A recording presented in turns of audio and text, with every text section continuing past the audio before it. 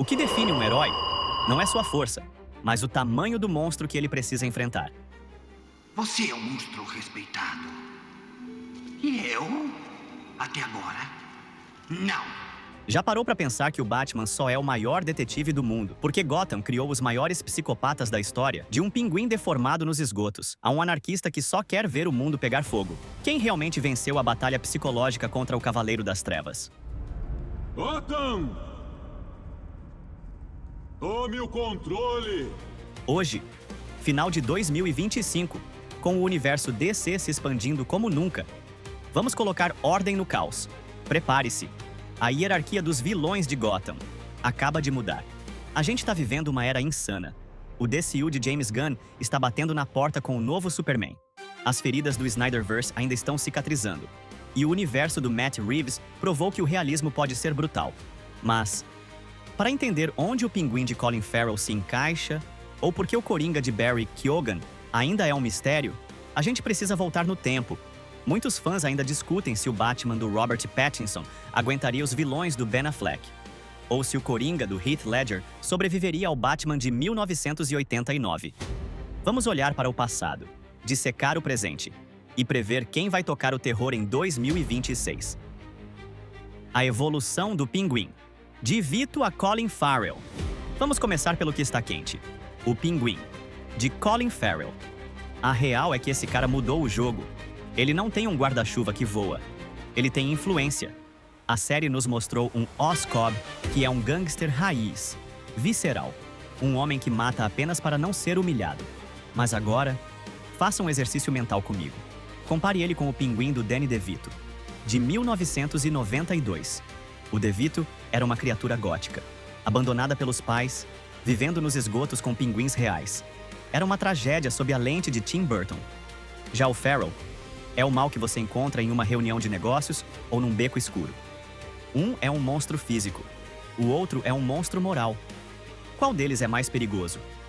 O pinguim de 2024 vence pela paciência. Ele joga o jogo longo, ele destrói famílias por dentro. Comparar os dois é entender a evolução do cinema. Saímos da fantasia sombria para o crime organizado brutal. É um vilão que você odeia, mas não consegue parar de assistir. O peso dos clássicos e a redenção do Senhor Frio. Mas nem tudo são flores. Pra gente chegar na perfeição de hoje, a gente passou por caminhos, digamos, exóticos. Quem lembra do Schwarzenegger como Senhor Frio em Batman e Robin? Pois é, ali o tom era de paródia, trocadilhos de gelo a cada 5 segundos. Mas olha a ironia trágica. Nas HQs, e principalmente na série animada dos anos 90. O Senhor Frio tem uma das histórias mais tristes da DC. Ele só quer salvar a esposa. Victor Fries é um homem desesperado, não um palhaço de gelo. O cinema de 97 falhou com ele, mas pavimentou o caminho para vilões mais sérios. E o Jack Nicholson em 89? Muita gente nova esquece o impacto dele. Ele não era só o Coringa, ele era o dono do filme. Ele trouxe o sadismo das HQs clássicas, o gás do riso que matava as pessoas com um sorriso horrível. Se você acha que o Coringa começou a ser relevante com o Ledger, você precisa estudar a história de 89. Foi ali que o vilão se tornou uma celebridade maior que o herói. Nicholson definiu que o vilão da DC precisa ter estilo e uma mente completamente quebrada. O embate de Titãs. Agora o bicho pega. Vamos montar o top 3, mas com critérios rigorosos: inteligência, ameaça física e impacto psicológico. No terceiro lugar, coloco o Bane de Tom Hardy. Por quê? Porque ele foi o único que realmente quebrou o Batman, fisicamente e mentalmente. Ele tomou a cidade, ele humilhou a polícia, e ele fez o Bruce Wayne assistir à destruição de tudo o que amava de dentro de um buraco. Foi uma força da natureza. No segundo lugar, o Pinguim de Colin Farrell. Por que ele subiu tanto? Porque ele é o vilão que venceu.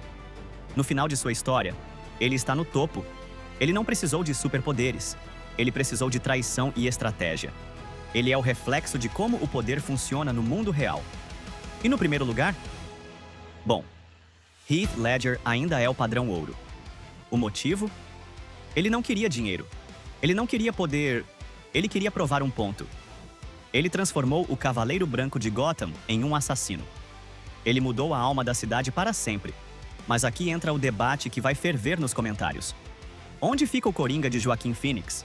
Para muitos, ele nem é um vilão do Batman. É um estudo de caso social sobre como a sociedade cria seus próprios monstros.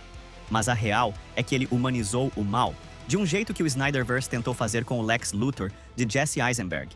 E, bem, a gente sabe que o público ficou dividido.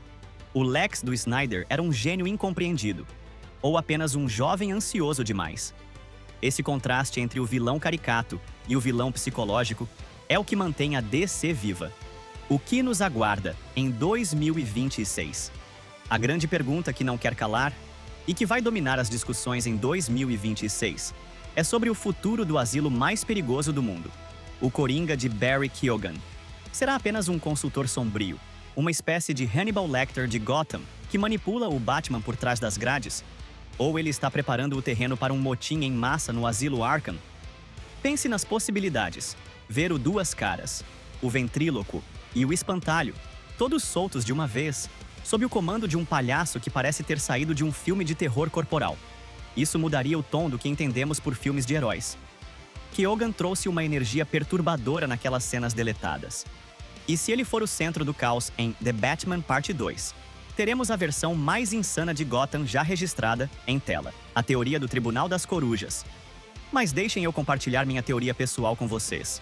Eu acredito que o Pinguim do Colin Farrell, com todo o poder que acumulou na sua série, vai ser o fio condutor que vai unir todo o submundo de Gotham.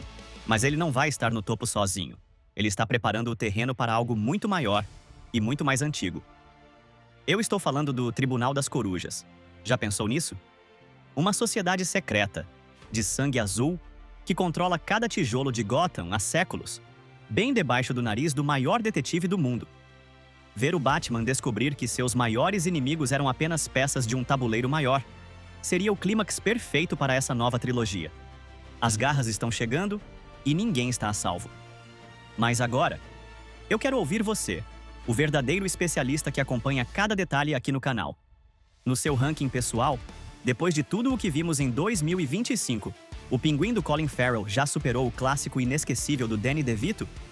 Você prefere o vilão puramente realista, aquele que você poderia encontrar na vida real, ou aquele vilão lúdico que parece ter saído direto das páginas coloridas e vibrantes das HQs?